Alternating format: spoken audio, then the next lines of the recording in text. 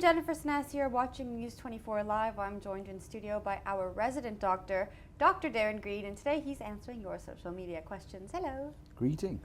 Today we're talking about germs and toilets and bathrooms. Grossing out there. Yeah. Now, a lot of people have been speaking about toilet seats around me lately, and it was so interesting when this question came up. People want to know when it's okay to sit on a public toilet seat. What kind of germs are there? What kind of things can they contract? Hygiene in the bathroom is a massive topic, and I don't think we realize just how crucial it is and how many germs are carried and transferred from the bathroom. A simple fact to actually recognize is the fact that when the toilet lid is open and you flush the toilet and it gets rid of the waste, there's a shower, and not a shower of blessing, trust me, it just showers for a perimeter of up to six meters around the toilet basin. So that means your lovely toothbrush in its holder above the wash basin can receive the shower of germs from the toilet. That's it means gross. Your towel rack with its towel over it can also. So people underestimate the spread of germs and bacteria and so forth, and viruses. So remember that there are different ways in which these things are transferred. So that's just one simple way. Obviously, washing your hands is fantastic and a really good habit to decrease the germ load on our skin and on our hands. However, what do we do when we leave the bathroom? We open the door. This is my biggest thing. I So wash my hands, I get to the door.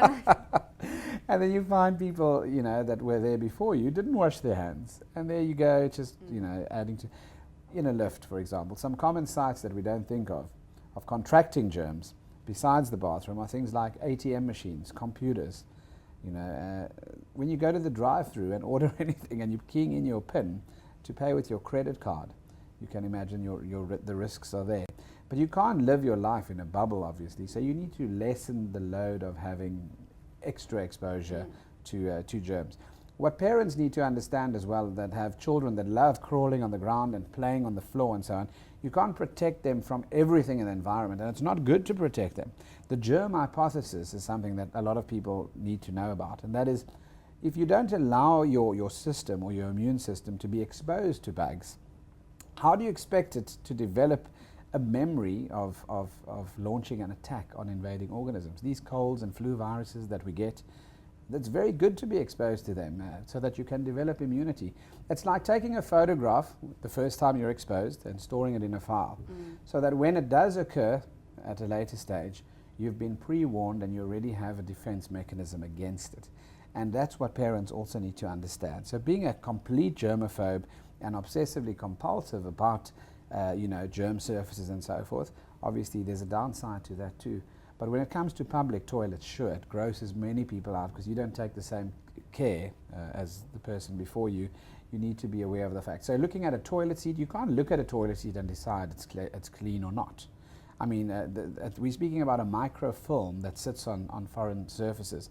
So you should treat every seat as if it's contaminated with potential infections, and obviously then clean the seat with a wet wipe or a spray or whatever that you have in your handbag as ladies, and so forth. So that would be my advice. Now, what kind of germs are we finding on toilet seats? So you'd think about things like E. coli, which is the most common bacteria that we find on stool. So we're looking at feces, for example. Obviously, in moist, dark places, we always worry about other organisms like fungal infections and things like that. They grow in moist places.